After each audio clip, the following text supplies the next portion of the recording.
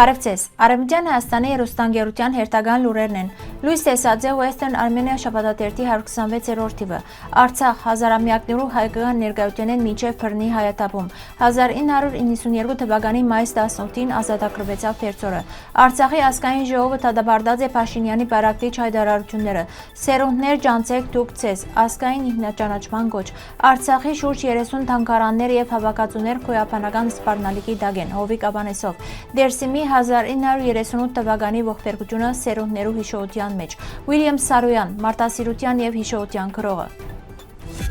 Լույս տեսած է Western Armenia շաբաթաթերթի 126-րդ թիվը, որոնց շաբիգին պատկերված է Վանա լիճի հայտնի եւ խորհրդանշական Վանա դարեղցուգը, իբրև հայկական փնաշխարհի ու մշակութային հիշողության կարևոր խորհրդանիշ։ Այս թիվը ընթերցողներուն կներկայացնե բազմաբովանդակ եւ հետաքրքրական հրապարակումներ նվիրված ազգային, մշակութային եւ հասարակական նյութերու։ Հadoop ուշադրության արժանացած են Արևմտյան Հայաստանի Հանրապետության ազգային ժողովի նիստերուն վերաբերող լրացուցիչ ամփոփումները, ուր ներկայացված են քննարկված կարևոր հարցերն ու ազգային օրագարկին առնչվող զարգացումները։ Ընթերցողները կգնան ծանոթանալ նաև Արևմտյան Հայաստանի Հանրապետության ազգային խորհրդի փոխնախագահ Տիգին Լիդիա Մարգոսյանի ուղերձին նվիրված Արևմտյան Հայաստանի մեջ նոր դարվան խորհրդին, ազգային միասնության եւ ապագայի տեսլականին։ Շաբաթաթերթին մեջ տեղ կդած է նաև հետաքրքրական եւ չեմ նյութը նվիրված Վանա գադու ցեղատեսակին։ Բացի այդ, ընթերցողները հնարավորություն պիտի ունենան ծանոթանալու նաև կորեացի ճանապարհորդի վկայություններուն բռնակրաված Արցախեն, ինչպես նաև բազմաթիվ այլ հետաքրքրական վերլուծական,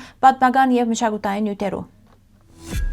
Արցախը տարեր շարունակ եղած է իր բնիկ հայկական բնակչության հայրենիքը, հավատքի, մշակույթի եւ ազգային ինքնության կարևոր օրաններեն մեկը։ Հայ ժողովուրդը հազարամյակներ շարունակ պահպանած է իր ներկայությունը այս պատմական հողին վրա, ստեղծելով հոգեվոր, մշակութային եւ քաղաքակրթական հարուստ ժառանգություն։ Սակայն 2023 թվականին Ադրբեջանի կողմէ իրականացված ցեղային զդումներուն հետևանքով Արցախը ամբողջությամբ հայաթափվեցավ։ Պատմության մեջ առաջին անգամ շրջանը մնաց առանց իր բնիկ հայկական բնակչության, ընդհատելով հազարամյակներու շարունակական ներկայությունը։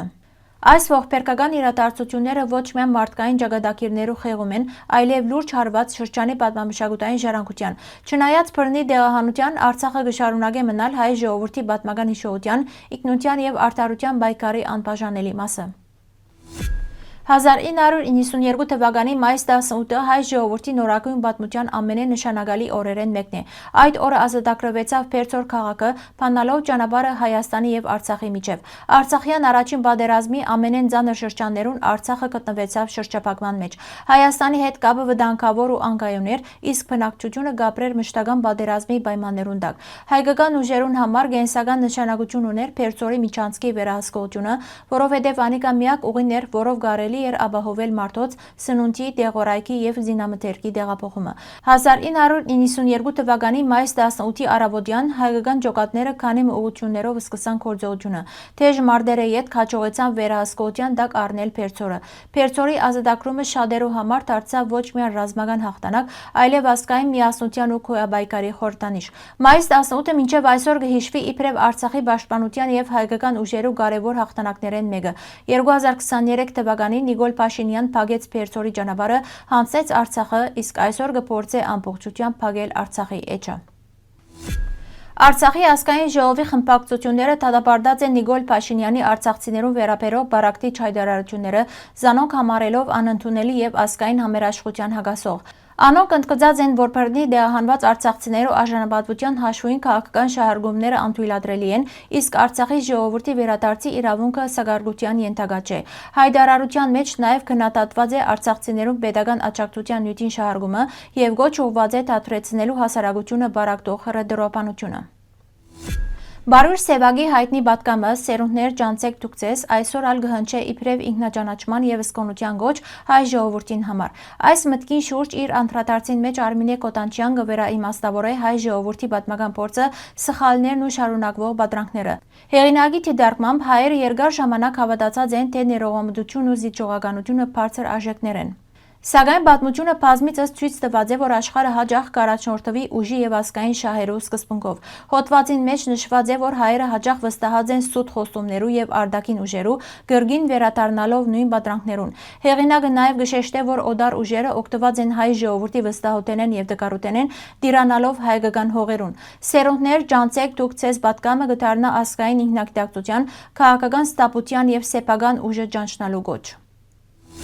Հովիկ Ավանեսով անդրադառնալով թանգարաններու միջազգային օրվան, ընդգծած է, որ թանգարանները կարևոր դեր ունին մարդկության մշակութային ժառանգության պահպանման, ուսումնասիրության եւ հանրահռչակման գործին մեջ։ 1977 թվականին հաստատված այս միջազգային նախաձեռնությունը այսօր կնշվի աշխարհի ավելի քան 150 երկիրներու մեջ։ Ավանեսովը նշած է, որ բռնակրաված Արցախի մեջ մշակութային ժառանգությունը կգտնվի համագարկված ոչնչացման եւ յուրացման վտանգին տակ։ Ադրբեջանի պետական քաղաքականության հետևանքով վտանգված են Արցախի թանգարանները, պատմամշակութային արժեքներն ու հարյուրավոր բացառիկ նմուշներ, որոնք ունին ոչ միայն ազգային, այլև համամարտկային նշանակություն։ Անոր խոսքով 2023 թվականի իրադարձություններն յետք Արցախի շուրջ 30 պետական եւ մասնավոր թանգարաններ հայտնված են գոյաբանական սպառնալիքի պայմաններուն տակ, կանգնելով ոչնչացման, կեղծման եւ յուրացման վտանգի առջեւ։ Շեշտած է, որ մշակութային ժառանգության նկատմամբ այս քաղաքականությունը նպատակ ունի խեղաթյուրելու պատմական հիշողությունն ու վերացնելու հայկական մշակութային ինքնությունը Արցախի մեջ։ Անդրադառնալով 2026 թվականի թանգարաններու միջազգային օրվան թանգարանները կմիացնեն մասնատված աշխարհը խորագրին, Ավանեսովը նշած է, որ միջազգային հանրությունը պետք է ոչ միայն խորհրդանշական հայտարարություններն է, այլև գործնական քայլեր ձեռնարկե վտանգված մշակութային ժառանգության պաշտպանության ուղղությամբ։ Դերսիմի ապստամբության եւ անոր հաջորդած կոտորածներուն հիշողությունը մինչեւ այսօր ծանր բեր կմնա Դերսիմեն սերած մարդոց համար։ Գրող Զեյնել Օզգունի պատմությունը կներկայացնե այն խոր ցավն ու սարսափը, որ դասամյակներ շարունակ պահպանված է մարդոց հիշողության մեջ։ Հեղինակը կպատնե, որ Դերսիմի գրեթե յուրաքանչյուր բնակիչ իր հիշողության մեջ կգրե 1938 թվականի ողբերգության մասին պատմությունը։ Այդ հիշողությունները փոխանցված են սերունդ իբրև անդառնալի գորստյան վկայություն։ Պատմության կենտրոնին հեղինակին մոր վկայությունն է, որ մանկության տարիներուն սեփական աչքերով տեսած է դեղի ունեցած դեպքերը։ 1938 թվականի հուլիսին զինվորականները Հեյդարան Աշիրետի գիներն ու երեխաները հավաքած էին, խոստանալով զիրենք տեղափոխել հարազատներուն մոտ, սակայն մարդիկ կհասկանային, որ իրենց մահ կսպասե։ Քանի օր անց քննադատիրներու ցայները լեռներուն մեջ հստակ կդարձնեն անոնց ճակատագիրը։ Մարդիկ հերվեն կտեսնեին փոշի ու ծուխի մեջ օդ բարձացող հագուստի գդորները, հասկանալով, որ զանգվածային սպանություն տեղի կունենա։ Հուլիսյան դաքին տակ մնացած գիներու եւ երեխաներու մարմինները դարձած էին մարդկային դաժանության սարսափելի խորհրդանիշ։ Հեղինակը հատկապես կհիշադակե հղի կնոջ մտեսարանը, զոր ամբողջ կյանքին ընթացքին չէ գրծած մոռնալ։ Այս պատմությունը ոչ միայն անձնական հիշողություն է, այլ նաեւ մարդկային ողբերգության եւ պատմական ցավի վկայություն։ Ուիլյամ Սարոյան ամերիկահայ գրողն է, որուն ստեղծագործությունները կանդրադառնան մարդկային ցավին, հայրենազրկման եւ ներգաղթյալներու կյանքին։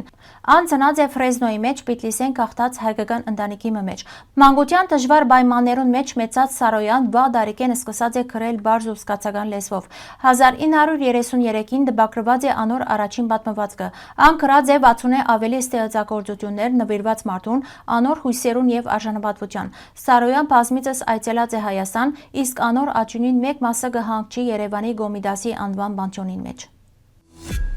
Հարգելի հայրենագիտներ, այսօրվան համար այսքան ենք նախատեսած։ Շնորհակալություն ձեր ուշադրության համար։ Լավ մնացեք։